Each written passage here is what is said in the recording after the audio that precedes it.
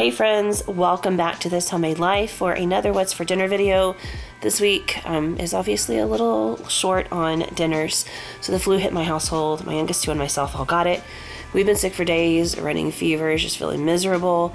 So I wasn't really cooking once we got to that point, and what little I did cook, I didn't film. It wasn't film worthy.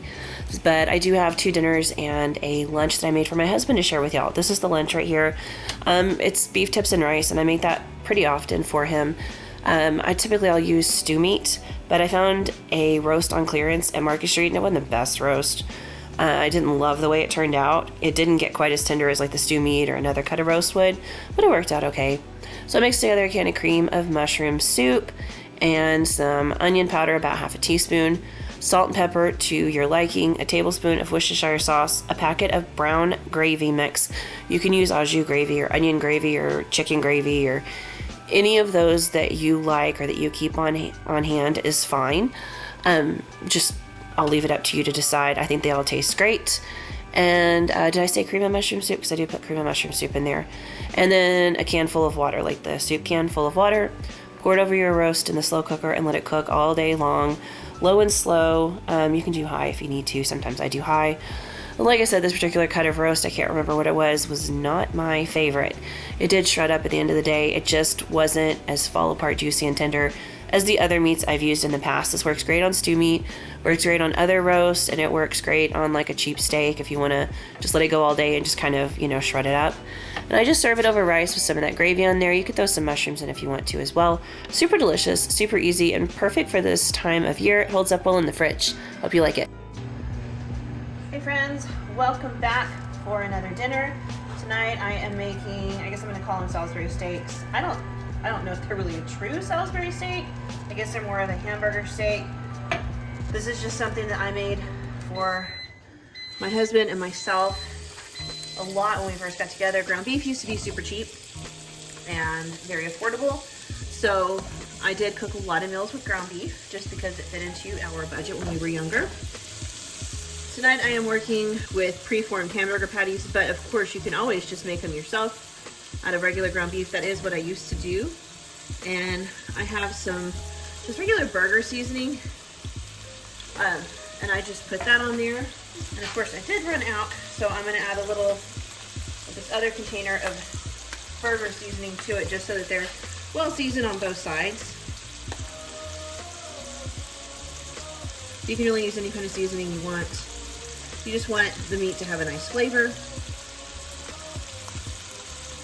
And then I'm going to add a little salt to it because I find typically with these like seasoning mixes like that, they are kind of lacking in salt.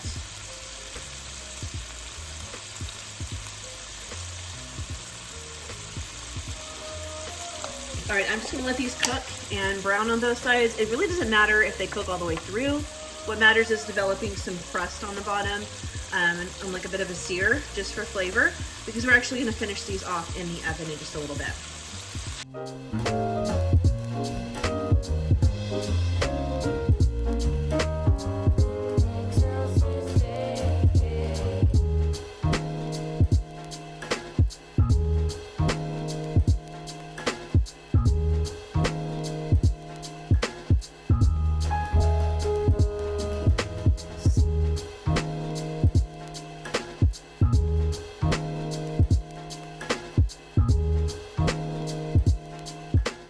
Okay, these look pretty good. Like I said, we're not cooking them all the way through. We're just getting that color.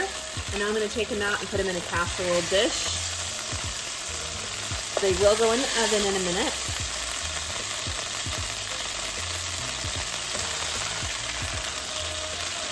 All right, now I want to add some diced onion into this pot. I diced this up earlier. If you're using lean ground beef, make sure that you do go ahead and add some extra oil to this. We are making a gravy, so you'll need oil. I'm going to let these cook just a little bit, and then we'll add the rest of our ingredients. All right, I gave the onions a little bit of a head start, and now I'm going to add in some mushrooms. In the past, I've also used canned mushrooms, but I do prefer fresh that I slice myself. These are baby bellas. You can use any kind of mushroom you want. You can leave the mushrooms out if you really want to. I just like the way they taste. I love mushrooms, but some people in my family do not. However, even my husband, who does not care for mushrooms, will tell you this tastes way better with mushrooms in it than without. They just add a big flavor boost. It tastes great, but again, totally up to you. So I'm gonna let these cook for just a couple of minutes and start to kind of soften and absorb some of that oniony flavor. All right, I do notice my pan got a little dry, so I'm gonna add a little bit more oil in there. And then I'm gonna add a little bit of flour, 1 to 2 tablespoons, depending on how much oil you have.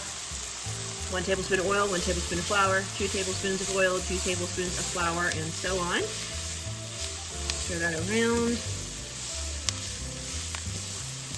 And add just a little bit more. I kind of just eyeball it and see how well it soaks up.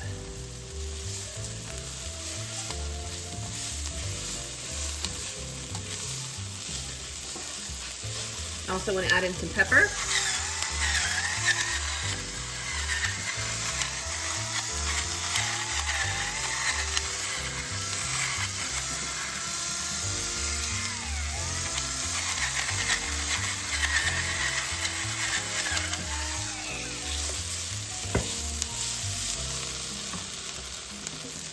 Then I'm going to add in my 2 cups of water. Stir that around.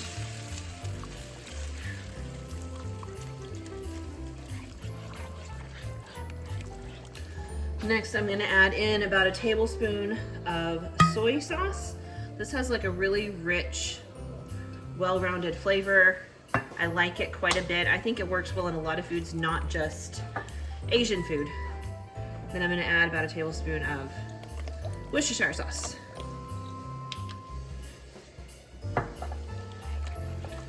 And if you're making more than 4 hamburger patties, then obviously you'll need to make more of this. Instead of 2 cups, you might need 3 or 4 cups of liquid. Just keep that in mind. This is for 4 to 5 of these patties.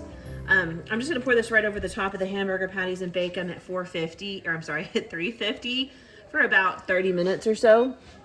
But you could top them with cheese before you put this on. I used to do that. We really enjoyed it. We don't really eat as much cheese now, so I don't do that anymore. But just for the record, it tastes fantastic with Swiss or cheddar cheese on top. All right, friends, there it is. Hamburger steak, Salisbury steak, I don't know what to call it. I've always called it Salisbury steak, but I feel like that's not right. But anyway, there it is. I did make some mashed sweet potatoes and just some boxed mac and cheese. So it was a quick, easy, simple, but delicious dinner. Recipe will be listed down below in the description box if you want to try to make it at home.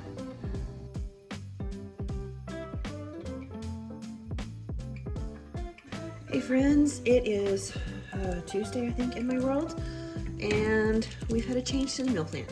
I woke up this morning and my 2 youngest kids and myself are sick. We do not feel great. Don't feel great at all. So I feel like soup. My throat hurts. I've got a nasty cough. My head hurts. My kids feel the same. I just really wanted a nice hot bowl of soup. So I got some stuff to make. I don't know what you call it, like a sausage tortellini soup. It's pretty similar to zuppa toscana, but it's a little bit different. It sounded really nice and hearty and warm and soothing, so that is what I'm making. I've got 1 pound of sausage. You can use Italian sausage if you have watched my channel. You know we don't actually really like Italian sausage, so this is just regular breakfast sausage, and I'm going to cook this and bake it up. And here in a couple of minutes, I'm going to add a little bit of onion to this once it's moving along in the cooking process. Alright, this has been cooking for a little bit. I did take not quite half of it, but close out. I just felt like it was too much. A whole pound was too much. So I popped that in the fridge, and we'll use that for breakfast this week. I'm going to make a couple of burritos. It'll be really yummy and really easy too. So now I've added in 1 onion that I just diced up.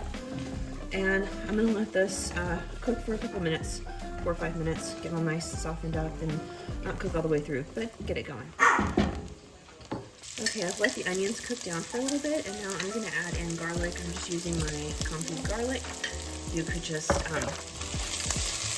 up a couple of cloves, or you could just use garlic powder if you want to. It's totally up to you. You don't have to put garlic in it at all. I just I think the recipe called for it, and I don't think it would be really good. So it is.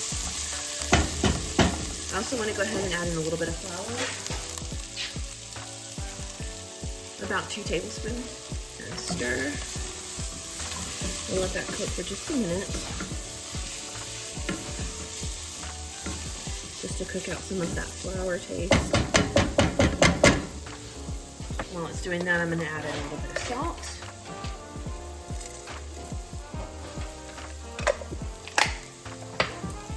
And I'm going to add in some pepper, as much as or as little as you want.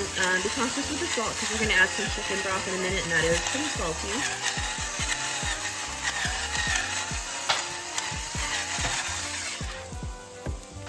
Alright, I'm also going to add in a little bit of Italian seasoning, probably about half a teaspoon or so. I don't want it to overpower everything, but I do definitely want it in there.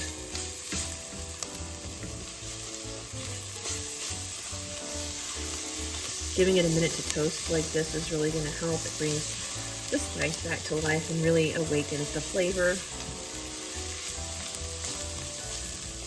Alright, now I'm going to go ahead and add in 2 cups of chicken broth.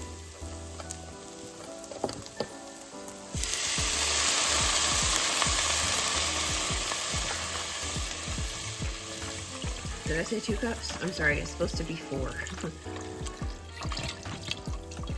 That's a little shy of 4 because this was not quite full, but I'm going to let this do its thing for just a little bit, and I think it's going to be okay.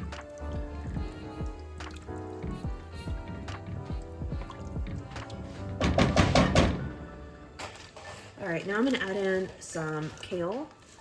I think the recipe calls for a couple of cups of kale, but you can really add in as much or as little as you want.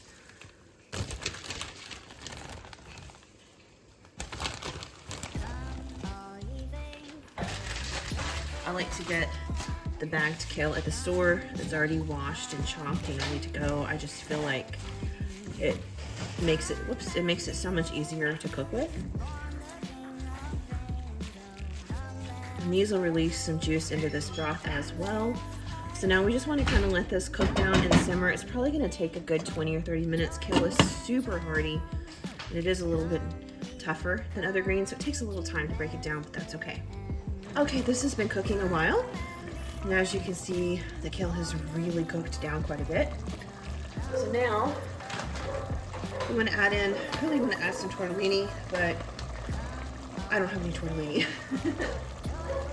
We're going to add in these little mini raviolis instead.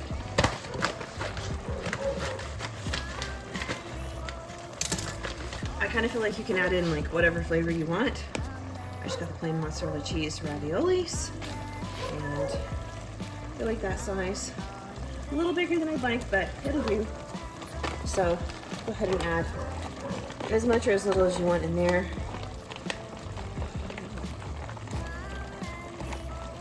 Let's see how that looks.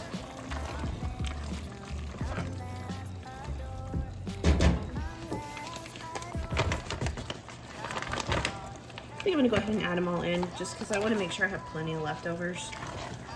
That way if I'm still feeling really cruddy tomorrow, I don't have to cook. My stuff has reduced quite a bit, so I am going to add a little bit of water in there. Alright, that's about a cup of water right there. You can add more chicken broth if you want, but I feel like that flavor is concentrating as it cooks down and it's going to get really strong, so I'm just going to go with water. And then you want to add in some heavy cream, 1 to 2 cups.